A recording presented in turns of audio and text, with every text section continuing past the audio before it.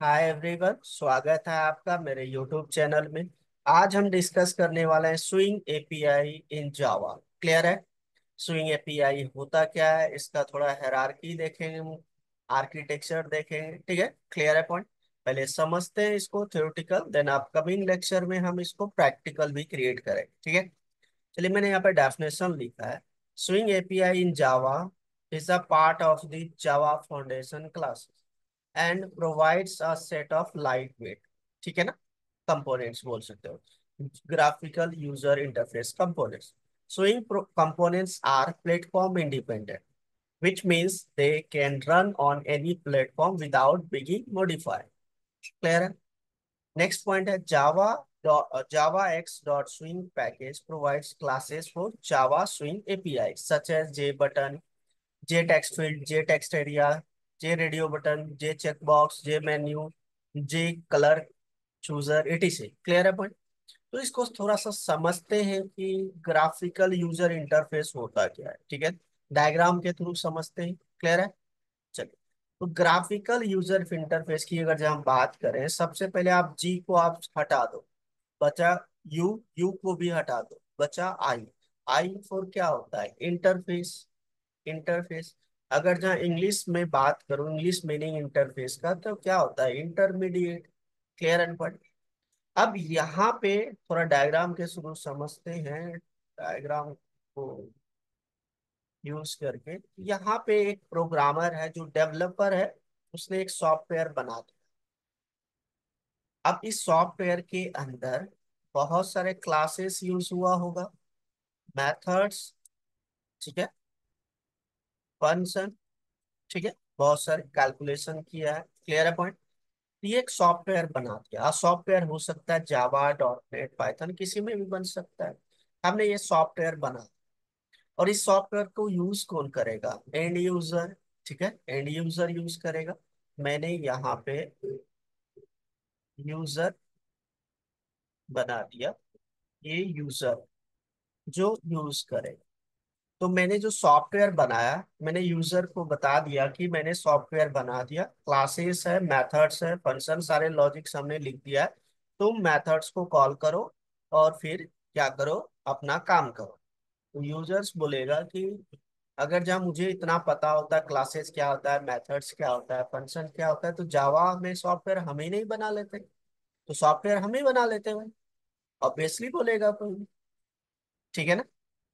तो यूजर बोलता है कि मुझे ऐसा दो चीजें हैं कि मैं सिर्फ आपको डेटा दे दूं और वो डेटा सॉफ्टवेयर ले ले और बैक एंड में अपना कैलकुलेट करके मुझे दे दे। मुझे आसान सा तरीका दो, मुझे ये सब चीजें नहीं आता है। क्योंकि यूजर हो सकता है किसी को कंप्यूटर नॉलेज आता होगा, कंप्यूटर लैंग्वेज आता होगा, किसी को नहीं भी आता हो, तो जिसको नहीं आता है कैसे यूज करेगा? क्लियर है पॉइंट? यहाँ पे आपका यूज हुआ, इस जगह पे मैं यहाँ पे लिख देता हूँ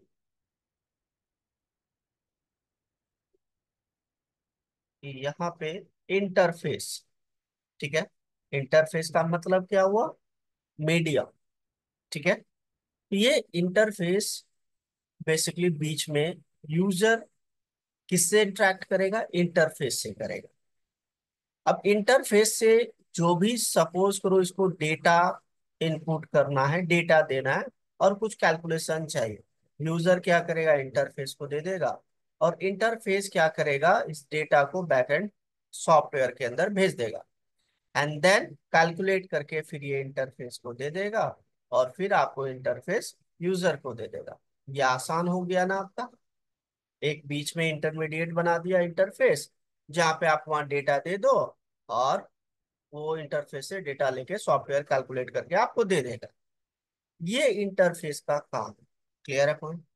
अब बात करते हैं, ये हो गया यूजर इंटरफेस। अब G, G for graphical user interface. Graphical का मतलब कि आप इसमें ग्राफिक्स यूज किया इसने। जैसे ग्राफिकल की बात करूं, मैंने एक यहाँ पे फॉर्म बना दिया, जैसे आप एचटीएमएल में फॉर्म बनाए होंगे कभी, ठीक है ना? तो फॉर्म बना दिया हमने, दे दिया inter your name, second inter your email address, एक एकदम यूजर फ्रेंडली, एक अच्छा सा ग्राफिक में, मतलब कि बोल सकते हो एक फॉर्म बना के दे दिया। अब ये बटन है, टेक्स्ट फील्ड है, ये क्या है? ये कंपोनेंट्स। ये ग्राफिकल यूजर इंटरफेस हो गया, यूजर और यूजर फ्रेंडली हो गया कि उसको आसानी से यूज कर सकता है। बेसिकली जावा के अंदर आपका दो तरीके का बनता है एप्लीकेशन। एक तो कंसोल बेस्ड, जिसको आप बोल सकते हो कमांड लाइन यूजर इंटरफेस। ठीक है, कमांड लाइन यूजर इंटरफेस। अभी तक हम लोग क्या करते आए, कंसोल पे हमने इनपुट दिया और मुझे आउटपुट मिल गया, यूजर ने इनपुट किया और उसको मिल गया। ठीक है। और दूसरा होता है ग्राफिकल यूजर इंटरफेस, जो हमने दे दिया, क्या दे दिया भाई? हमने दे दिया बेसिकली यूजर को एक फॉर्म अच्छा सा बना कि आप इसमें डेटा दो और मैं डेटा लेके बैकएंड में कैलकुलेट करके आपको दे दूंगा। ये होता है ग्राफिकल यूजर इंटरफेस। और एक चीज याद रखना, आपका जो सॉफ्टवेयर जितना यूजर फ्रेंडली होगा उतना यूजर्स बढ़ेगा, उतना यूजर्स उसको यूज करेगा। और जितना आप डिफिकल्ट क्रिएट बनाओगे उतना कम यूजर्स यूज करेंगे उसको। ठीक है। अब ग्राफिकल यूजर इंटरफेस का जमाना है, आपको पता है। हमने एक फॉर्म दे दिया और फॉर्म में कोई भी जो पढ़ा लिखा बंदा हो या अनपढ़ बंदा हो, अनपढ़ इन द सेंस कि उसको कंप्यूटर की नॉलेज ना हो, इतना पता है कि इस फॉर्म में क्या भरना है, तो वो कर सकता है। ठीक है। अब बात करते हैं कि चलिए ये ग्राफिकल यूजर इंटरफेस आप समझ गए। अब जो ग्राफिकल यूजर इंटरफेस होता है, अगर जहाँ जावा में बात करें तो कितने तरीके से बना सकते हैं। तो फर्स्ट होता है आपका AWT, जो हमने प्रीवियस लेक्चर में डिस्कस किया था। अब AWT में क्या होता है, बेसिकली बहुत सारी चीजें, कुछ ना कुछ कमी रहा होगा तभी स्विंग API आया। इसके कंपोनेंट्स प्लेटफॉर्म डिपेंडेंट थे। ठीक है ना, बहुत सारी चीजें हमने डिस्कस किया है। आपका अगर जहाँ छूट गया प्रीवियस लेक्चर देखो। दूसरा है आपका स्विंग API, जो हम डिस्कस करने वाले, और ये दोनों बेसिकली कम यूज होने वाला जावा में है। ठीक है ना। जावा में आजकल विंडो बेस्ड एप्लीकेशन बनता कहाँ? आपका जो स्विंग AWT यूज करते हो, इसको यूज करके क्या बनाते हो आप? Window based application. ठीक है ना। ये बहुत कम यूज होता है। थर्ड होता है इसमें आपका जावा FX। ठीक है। तो ये तीन तरीका है, मतलब तीन बोल सकते हो। आपका एपीआई है जिसको यूज करके हम ग्राफिकल यूजर इंटरफेस जावा के अंदर बनाते हैं। क्लियर है? आई होप क्लियर है कि ग्राफिकल यूजर इंटरफेस होता क्या है। ठीक है। चलिए अब यहाँ पे चलते हैं। अब देखो नेक्स्ट मैंने लिखा है स्विंग। अब स्विंग बेसिकली एडवांटेज की बात करें, point number 1, swing components are platform independent. Second, swing components are light weight. Third, swing supports playable look and feel. Swing provides more powerful components, ठीक है, such as tables, list, scroll pans, color chooser। ठीक है, clear a point? And then last one is swing follows MVC, modal view controller follow करता है। ठीक है ना। अब AWT में अगर जहाँ बात करें, देखो AWT components are platform dependent था। ठीक है। Second, AWT components are heavy weight. अब ये प्लेटफॉर्म डिपेंडेंट का मतलब क्या होता है कि इसके कंपोनेंट्स जो था ना, ऑपरेटिंग सिस्टम का रिसोर्सेस यूज करता था, इसलिए इसका सारे कंपोनेंट्स जो सॉफ्टवेयर बनते थे वो platform dependent, but Java platform independent level. ठीक है। नेक्स्ट पॉइंट है आपका, इसीलिए हैवी वेट हो जाता था। Third, AWT does not support pluggable and, देखो, look and feel. Fourth, AWT provide less components then AWT does not follow MVC pattern, ये फॉलो नहीं करता था। ठीक है ना। क्लियर है पॉइंट? आई होप क्लियर है। तो ये बेसिकली था कमी AWT API के अंदर। ठीक है, वो चीजें आपका स्विंग में क्या हो गया, दूर हो गया। ठीक है ना। क्लियर है पॉइंट? चलिए अब नेक्स्ट बात करते हैं, इसमें जो मेथड्स यूज करेंगे। पब्लिक वर्ड ऐड, ये होता है कंपोनेंट को ऐड करने के लिए, add a component on another another component.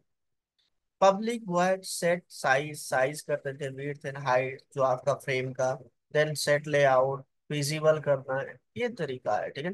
अब इसको क्रिएट करने का दो way, by creating the object of the frame class and by extending frame. ठीक है ना। अब इसका थोड़ा सा हेरारकी समझते हैं, देन ये प्रैक्टिकल हम अपकमिंग लेक्चर में करेंगे। तो हेरारकी है आपका, ऑब्जेक्ट क्लास, ऑब्जेक्ट क्लास का कंपोनेंट क्लास इनहेरिट करेगा। देन कंटेनर, कंटेनर के अंदर आपका दो सब क्लास है, विंडो पैनल विंडो का सब क्लास, जे फ्रेम, डायलॉग पैनल का एप्लेट, और जे कंपोनेंट, कंपोनेंट जो आपका क्लास है उसका सब क्लास जे कंपोनेंट, और इसका ये बेसिकली हायरार्की है जो सब क्लासेस है ये सारे सब। ठीक है, क्लियर है पॉइंट? आई होप क्लियर है। ठीक है, इसको नोट कर लो, नोट करके इसको समझो। ठीक है, ये सब इंटरव्यू में पूछा जाता है। मैं आपको बहुत सारा टास्क भी देने वाला हूँ अपकमिंग लेक्चर में। ठीक है, इसको नोट कर लीजिए। ठीक है, लाइक कीजिए, कमेंट कीजिए, शेयर कीजिए, सब्सक्राइब कीजिए। मिलते हैं नेक्स्ट वीडियो में। Thank you, bye bye.